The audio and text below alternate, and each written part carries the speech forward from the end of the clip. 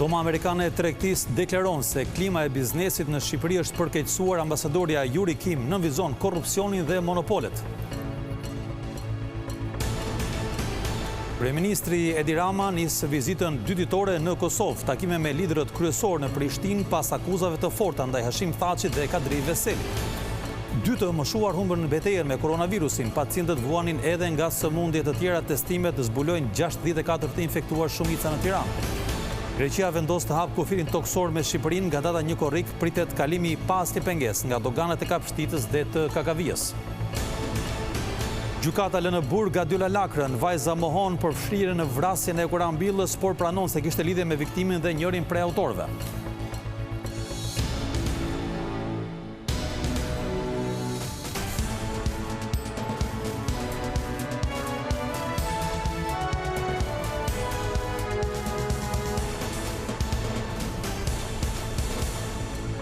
Përshëndetje të gjithëve, do të jemi së bashku me lajmet qendrore këtu në televizionin kombëtar Vizion Plus. Fillojmë njëherë me zhvillimet kryesore të kësaj dite.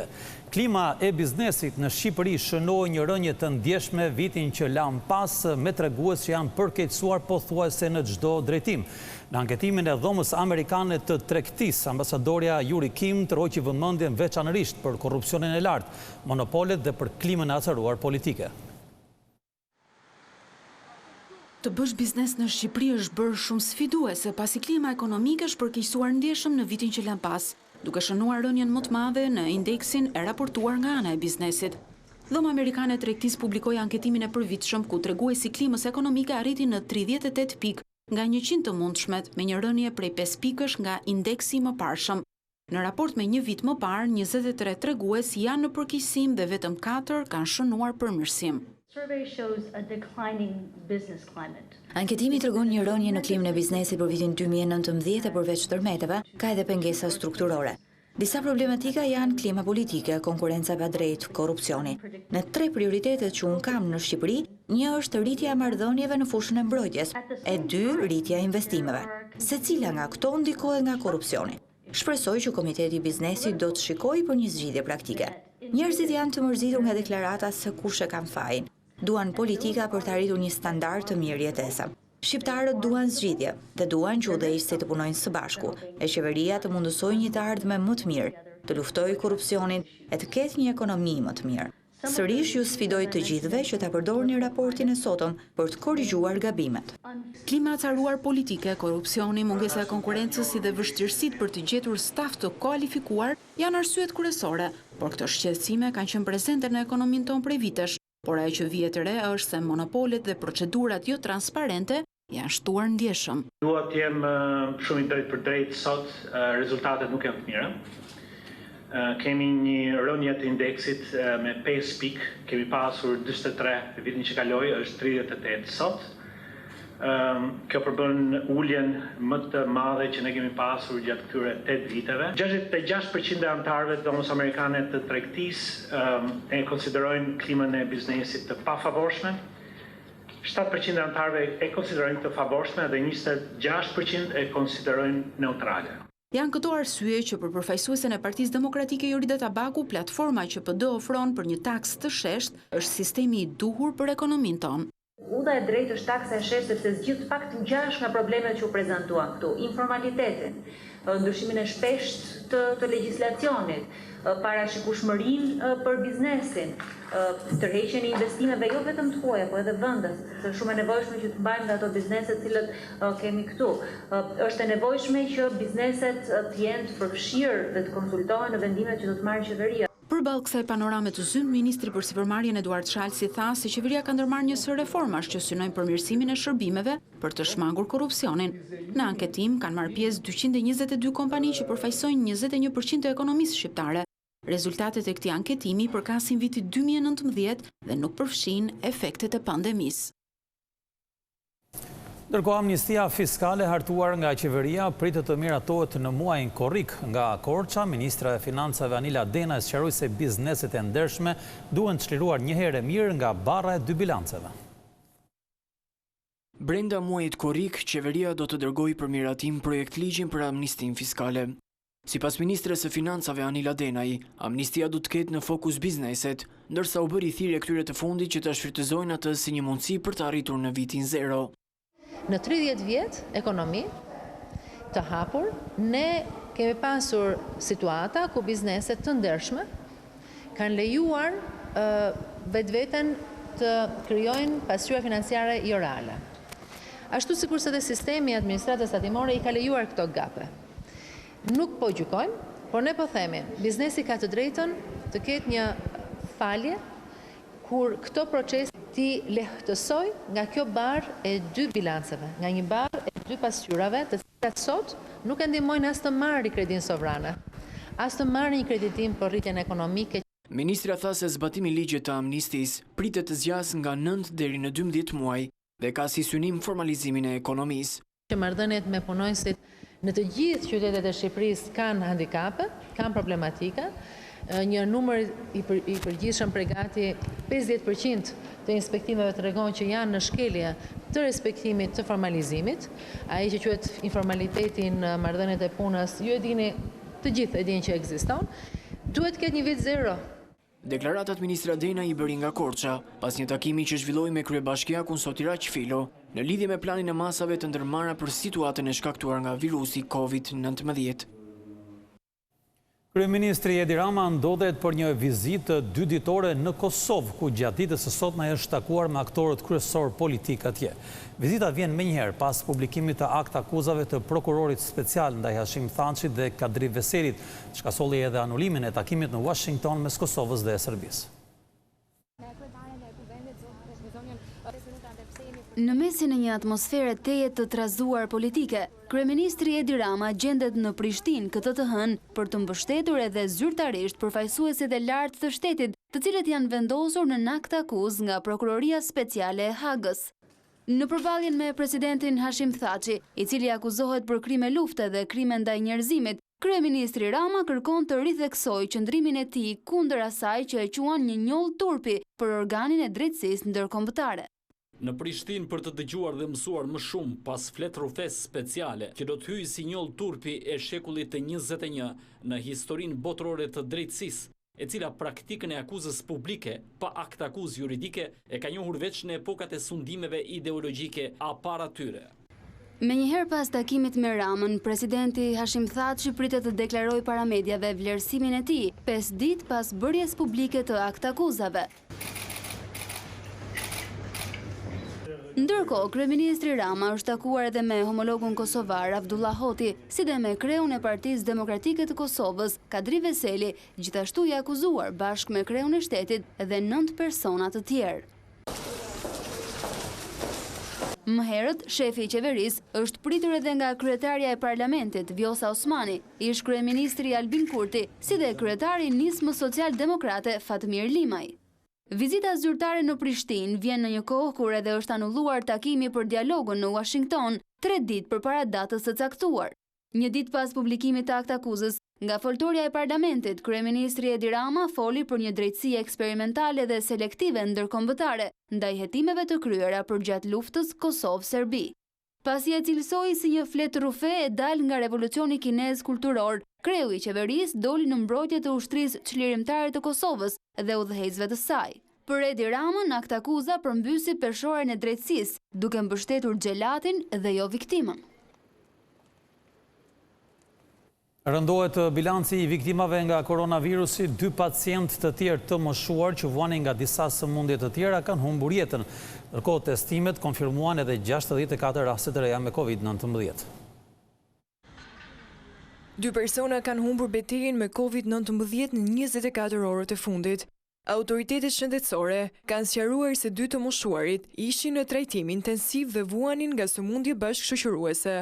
Referuar shërbimit infektiv, një pacient të 78 vjeçare nga Tirana, e transferuar nga një spital jo publik, ka ndëruar jetë në spitalin infektiv, në terapi intensive në reanimacion dhe një 83 vjeçar nga Durrësi, në terapi intensive, vuante nga hipertensioni. Nga testimet e kryera, 64 persona janë shtuar listës së të prekurve nga virusi. numri më i madh të infektuarve vijon të jetë në Tiranë. Janë kryer 371 testime dhe kanë rezultuar 64 raste pozitiv me COVID-19. 15 raste në Tiranë, 13 në Krujë, 11 në Shkodër, 7 në Durrës, 4 në Lezhë, nga 3 raste përkatësisht në Kukës dhe Puk, 2 raste në Kurbin dhe nga 1 rast përkatësisht në Korçë, Elbasan, Vlorë, Berat, Mat, Pogradec. Ndërkohë në spitalin infektiv është rritur sërish numri i të shtruarve dhe i atyre që janë në terapi intensive.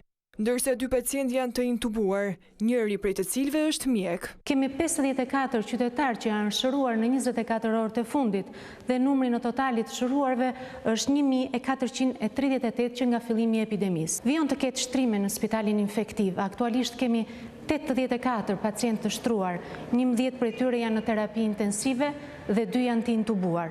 Ministria e Shëndetësisë përsërit thirrjen për zbatimin me rigorozitet të protokolleve higjieno-sanitare të sigurisë dhe distancimit fizik.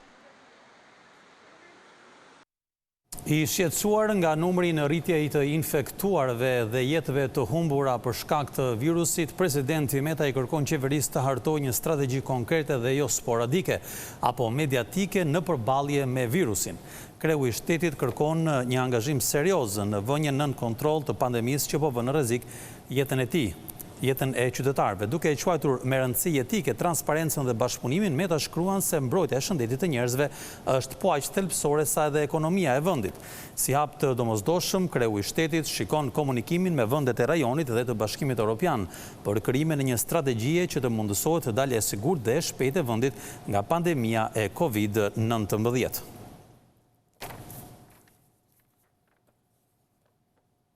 Do lidhemi tani me mjekun infeksionist Pluhn Pipero për të folur më shumë mbi këtë situatë të fundit të pandemisë. Përshëndetje, doktor. Përshëndetje. Doktor, doja të nisë bisedën me numrin e fundit të viktimave gjatë 10 ditëve të fundit, pothuajse çdo ditë ne kemi patur 1, 2, madje edhe 3 viktima çdo ditë. Si e lexoni ju këtë situatë? Përse po ndodh kjo? Po natyrisht virusi vazhdon të qarkullojë, virusi vazhdon të prekë qytetarët. Neve tashmë kemi një numër të shtruar në infektiv, po thuajse infektivi po punon me kapacitete maksimale. Midis të shtruarve kemi dhe të smurën, midis tyre dhe me sëmundje kronike dhe kemi thënë që në fillim të herës që ky virus veçanërisht moshat e me sëmundje kronike nëse i prek ju rrezikon jetën.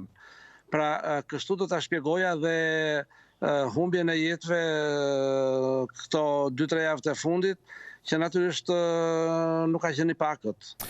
Doktor, bëhet fjalë për viktima fatkeqësisht që kanë ardhur viktima komunitare dhe që janë viktima të spitalore. Pra, bëhet fjalë për pacientë që kanë qenë të shtruar në pavionet ndryshme të QSOT-s apo në spitalet e rrethave dhe që janë infektuar atje, apo bëhet fjalë për njerëz që nuk kanë patur probleme më herë dhe kanë ardhur drejt për drejt në infektiv? Natyrisht ka pasur kohët e fundit edhe viktima nga rastet që janë transferuar brenda spitalit, nga hematologjia, nga interne. Natyrisht transferimet që vinë nga sanatoriumi apo spitali COVID-2 neve quajmë si lëvizje të tëndshme, sepse janë të dy spitale tashmë COVID, por numri më i madh është i personave që vinë nga komuniteti, jo nga spitalet. Duhet të them që vazhdon të qarkullojë ndoshta jo me të njëjtin ritëm, por numri i personave që vinë në kontakt është shumë i madh dhe numri i rasteve që infektohen vjen duke u rritur gjithashtu. Po gjithsesi, numri të infektuarve besoj është normal për sa kohë që vendi është hapur plotësisht dhe njerëzit kanë aktivitetet e tyre jetësore. Megjithatë doja t'ju pyesja në lidhje me protokollin e mjekimeve, që nga nisja e pandemisë deri në këtë moment që po flasim, a ka ndryshuar ai? Unë nuk do ta quaj normal numrin e rasteve të prekur apo të infektuara, për këtë ju kërkoj ndjes, nuk e quaj normal jo për nga numër, jo për nga statistika, por nuk do ta quaj normal për nga sjellja e qytetarëve, për nga sjellja jonë ndaj pandemisë dhe epidemisë në vendin tonë. Pra, nëse do kemi pak më shumë kujdes, do thot distancë fizike dhe përdorimi i maskës atje ku nuk do distancë fizike apo mjediset e mbyllura, numri i rasteve do të ishte shumë i ulët. E kam thënë 2-3 herë, duhet ta përsëris edhe përmes televizionit tuaj, edhe apo që sot të fillojmë të vendosim maskat dhe të fillojmë të mbajmë distancën, për një javë apo 10 ditë epidemia vjen në kontroll. Ndërkohë, prandaj ju bëj thirrje qytetarëve ta respektojnë distancën dhe të vendosin maskën. Ndërkohë, duhet ju them që skemat e mjekimit kanë qenë dinamike kudo në botë edhe tek ne. Por në thelb nuk ka ndryshuar. Në thelb do të thotë, neve kemi antiviral, antibiotik, antiinflamator, oksigjenoterapi, antikoagulant dhe kortizonik sipas rastit. Pra kjo përdoret dhe vazhdo të përdoret kudo në botë. Ndërkohë, edhe një pyetje e fundit, doktor, folëm për protokollet e mjekimit, flasim pak për testimet. Duhet ndryshuar strategjia e testimeve duke u bazuar edhe tek apeli i presidentit Meta sot për qeverinë që të ndërtojë një strategji ndryshe?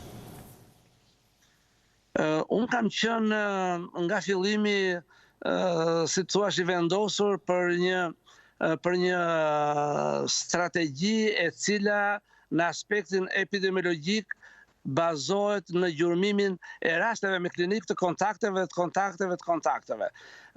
Përpara 4-5 javësh kam thënë që nëse në fazën e parë strategjia, po kjo strategji funksiononte sepse duhej veprim, në fazën e dytë natyrisht duhet aplikuar një strategji ndoshta më inteligjente se takon jo vetëm me klinik dhe të kontakteve, por si të thuash lokalizimi më të hershëm të vatrave, atje ku fjala vjen ka më shumë biznes, atje ku ka më shumë grumbullime, atje ku ka si që ndoshta dhe spitalet. Ndaj them që në këtë aspekt vazhdoj të mbetem mendimit tim që nuk jam partizan i testimeve për të depistuar apo për të bërë statistikë. Jam partizan apo mbështetës i fortë i gjurmimit të rasteve, i testimit, diagnostikimit, izolimit të shpejtë të rasteve dhe izolimit të vatrës gjithashtu. Vendimi përfundimtar, doktori, takon gjithsesi Komitetit të Ekspertëve. Faleminderit për komentet tuaja në lidhje me situatën e pandemisë. Faleminderit.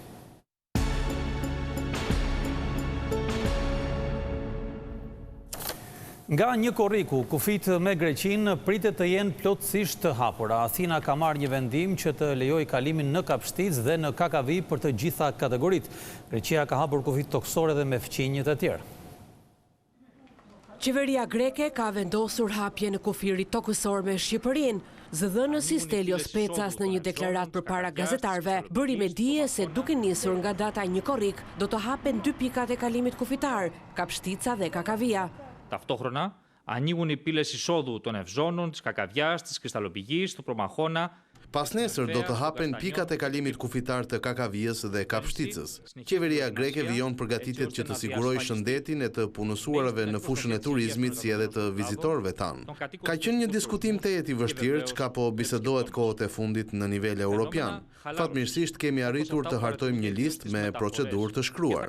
Deri nesër duhet të miratohet lista e vendeve hyrëse. Në çdo rast, nëse nuk ka marrëveshje në nivel europian, do të njiheni me qëndrimin e Greqisë brenda ditës së nesërme. Jemi shumë të përgatitur, nuk shqetësohemi për asgjë, në veçanti duke patur parasysh të dhënat epidemiologjike të vendeve të tjera. Greqia nga e mërkura do të hap gjithsej 7 vendkalime kufitare toksore me shtetet e rajonit, respektivisht edhe me Maqedoninë e Veriut, Bullgarinë dhe Turqinë.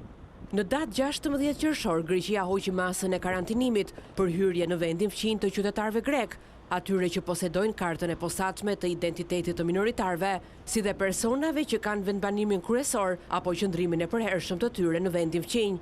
Gjithashtu lejohet hyrja e personave nëpërmjet kufive toksor për lëvizje të natyrës profesionale, absolutisht të nevojshme, të cilat i vërtetojnë me dokumente. Tashmë prej datës një korrik, hyrja do të jetë e lirë dhe për kategoritë e tjera.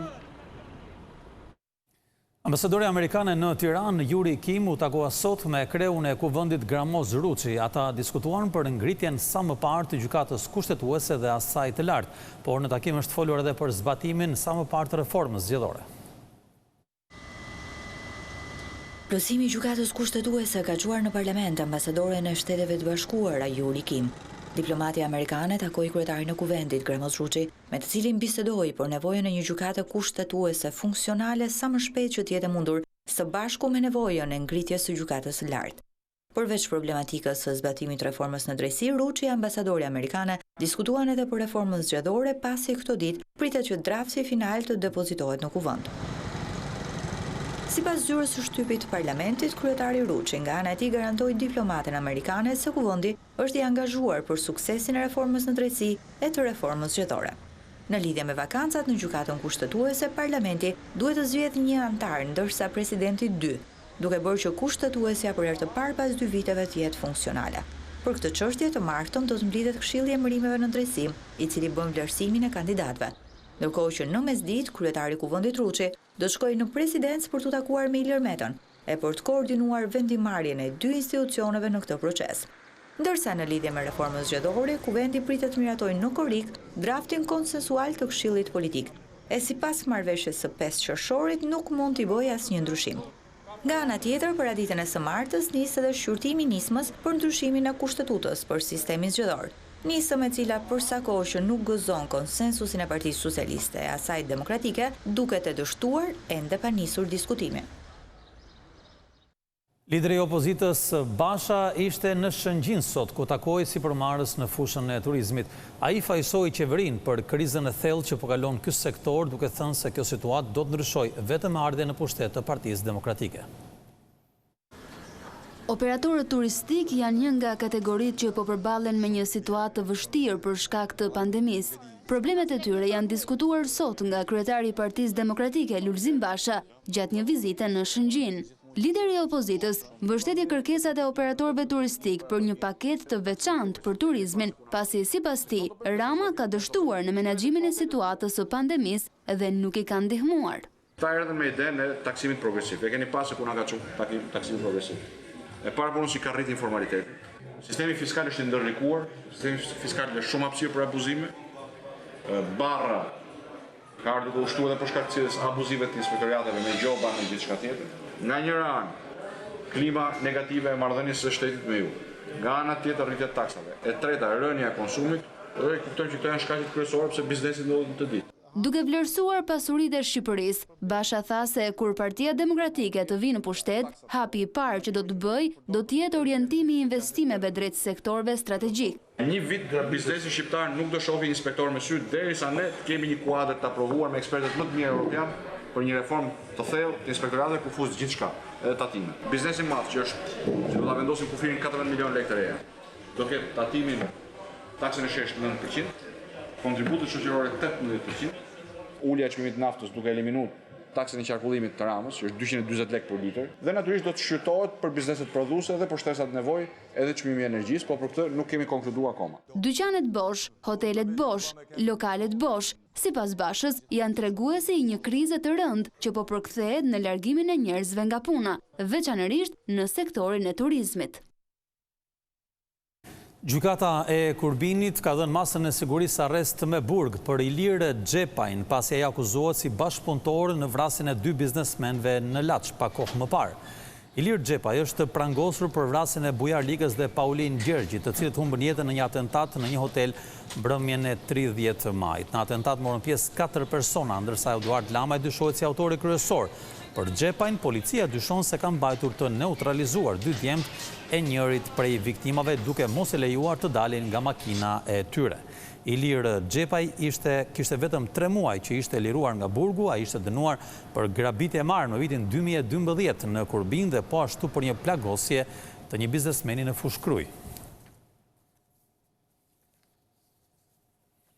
2 persona që lëviznin me motor qëlluan me armë një 30 vjeçar nga Shkodra që po udhëtonte me automjetin e tij. Fatmirësisht ai devijoi makinën në kohë duke i shpëtuar plumbave. Një atentat me armë zjarri u regjistrua mes ditët e kësaj të hënë në Shkodër. Ngjarja ndodhi rreth orës 12:30 në rrugën e fshatit Vukatan, ku 2 persona që po udhëtonin me një motociklet hapën zjarr në drejtim të një mjeti Hyundai që ishte në ecje.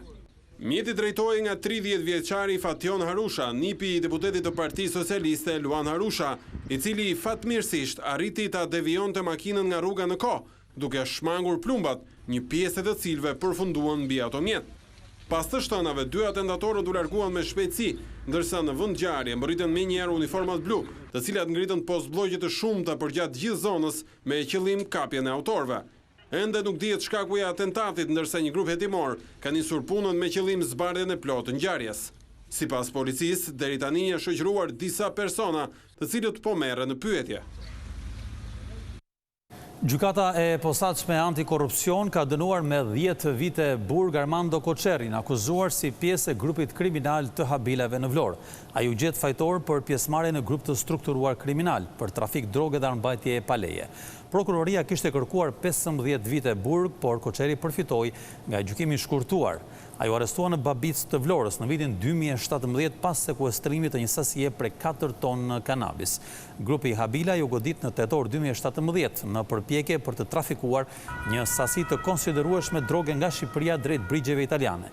Qershori ishte i vetmi antar i Habilave që ndodhi në Shqipëri, ndërsa pjesa tjetër e grupit po gjykohet në Itali.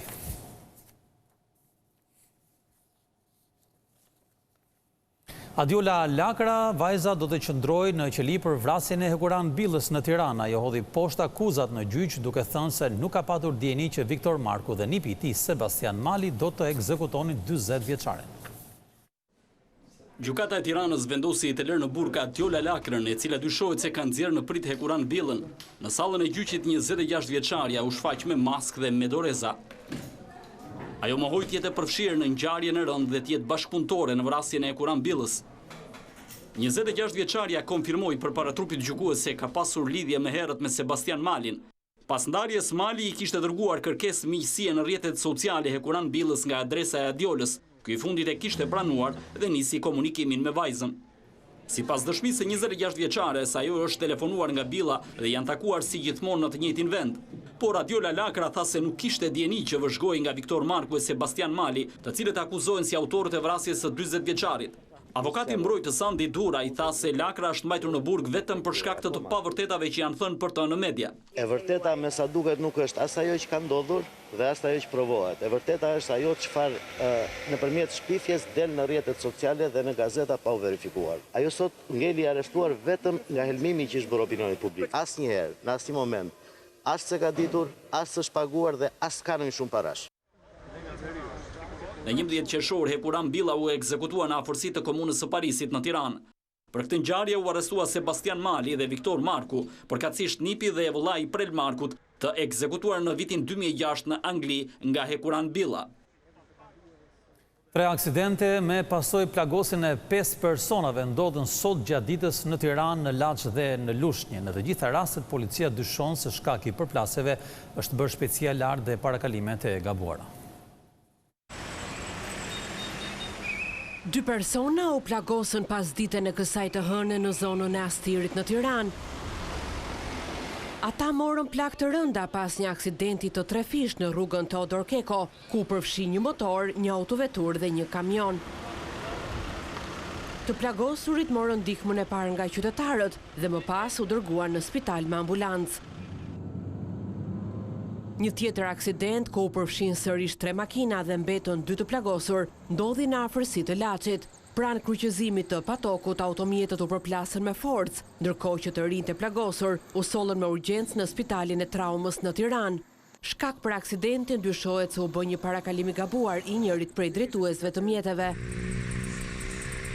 Më herët në Lushnjë, një 68 vjeçar i cili po lëvizte me biçiklet mbeti i plagosur rënd, pasi u përplas me një automjet tip Skoda. Aksidenti u shënua në afërsi të vendit të quajtur ish postbloku, ndërsa policia shoqëroi drejtuesin e mjetit. Kryetari i Bashkisë së Tiranës kërcënon kompanitë e transportit urban. Rion Velia u kërkon që të nisin sa më parë punën, pasi në të kundërt do të hiqen licencat. Kryebashkiaku Velia i paralajmëroi për operatorët e transportit publik. A i tha se në rast se kompanitë e transportit urban nuk rifillojnë shërbimin, Bashkia e Tiranës do t'u heqë atyre licencën. Për gjitha kompanitë e autobusëve, Bashkia e Tiranës i ka plotësuar të gjitha kërkesat. Mund të vazhdojnë debatet me ministrinë, por ky diskutim mund të vazhdojë fare mirë duke nisur punën. Edhe unë do jem avokati i tyre. Në momentin që ata thonë o të gjitha, ora shefdiqa, ju garantoj që disa kompani do humbin licencën e transportit në Bashkinë e Tiranës. Kompanitë e transportit urban kanë refuzuar të rifillojnë punën. Operatorët nuk bien dakord me protokollin e sigurisë të parashikuar nga Ministria e Shëndetësisë që dikton reduktimin e kapacitetit dhe ruajtjen e distancës mes udhëtarëve. Punonjësit e transportit po ashtu kanë protestuar prej disa ditësh pranë Ministrisë së Infrastrukturës, duke kërkuar pagën e luftës, si një ndër kushtet për rifillimin e aktivitetit. Tjetra banor të Vorës kundërshtuan sërish sot vendimin për prishjen e shtëpive të tyre. Ata thonë se godinat e planifikuara për të shembur nuk kanë asnjë dëmtim nga tërmeti nëntorit të vitit të kaluar. Banorët e Vorës protestuan edhe këtë të hënë para bashkisë, duke kundërshtuar shembjen e disa ndërtesave. Ata thonë se nuk janë dakord me planin e rindërtimit në zonat e prekura nga tërmeti 26 nëntorit. Banorët pretendojnë se bashkia ka marrë vendimin të shembe dhe banesat të cilat nuk kanë asnjë dëmtim. Më kanë arë grupet e kontrollit, por unë kam thonë që shtëpia është e rregull. Kanë arë, kam pa, nuk ka as krisës i gjithë. Që të ma shemës ti mu? Ne nuk jemi kundra shemjes. Ajo që është për të shemet. Po mos shemen ato janë pjesë, pa shem, janë sa janë bo, që janë caktu, kur të ashtë do me shem gjithë. E qa historia është kjo? Ne u bom për një javësh të presim kryetarin, me ata ku kryetarin s'del, do presim edhe sot. Sipas planit, në vendimin e bashkisë së Vorës, parashikohen të shemben 13 pallate dhe rreth 70 objekte banimi dhe biznesi. Edhe në Durrës 10 qytetar janë grumbulluar para zyrave të bashkisë për të ankimuar përjashtimin nga lista për dëmshpërblimet e tërmetit. Në mbledhjen e fundit të Këshillit Bashkiak, u miratua lista me 6.257 përfitues të dëmshpërblimit, ndërsa afro 3.800 të tjerë janë skualifikuar. Autoriteti i mediave audiovizive ka vendosur datën 30 shtator si afatin përfundimtar të ri për digitalizimin e transmetimeve analoge në qarqet Elbasan, Shkodër, Lezhë dhe Vlorë. Sa i takon procesit të pajisjes së qytetarëve me dekodera, ata janë ankuar lidhur me grumbullimet pranë pikave të shitjeve, ndaj dhe një pjesë e tyre kanë kërkuar shtyrjen efikes së sinjalit analog. Ama duke konsideruar faktin që subjektet nuk kanë shtruar plotësisht infrastrukturën teknike, mosdëmtimin e sektorit të turizmit dhe me qëllim parandalimin e grumbullimeve të qytetarëve që nxisin për hapjen e virusit, vendosi afatin e ri.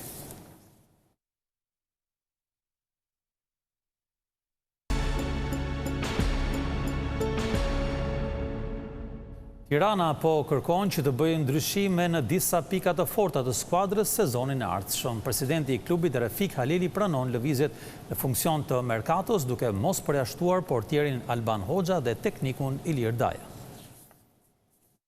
Ndonse titulli nuk është zyrtarizuar akoma, ekipi i Tiranës ka filluar që tani të mendojë për forcimet për sezonin e ardhshëm. Emrat më të lakuar janë portieri Alban Hoxha dhe tekniku Ilir Daja, por presidenti Bardhebluve Refik Halili thot se dera është e hapur për të dy. Neve do bëjmë ndeshjen me Kuksin dhe mas kësaj them që do të ulim e diskutojmë për markaton për ndeshjet e Kupës së Europës me Kismet dhe pastaj edhe për markaton edhe për kampionatin. Kemi takuar shumë herë me Dajen, ndoshta mund të ketë surprizë të tjera. Ndryshe nga presidenti, trajneri i Skënderbeut ishte kategorik në lidhje me të ardhmen. Për Dajen ka më shumë rëndësi përgjigja që do të vinë nga Lozana në Gjykatën Supreme për të vendosur më pas se cila do të jetë e ardhmja e tij dhe Skënderbeut. Jam deri në fund fare me shpresën që të presim një përgjigje pozitive.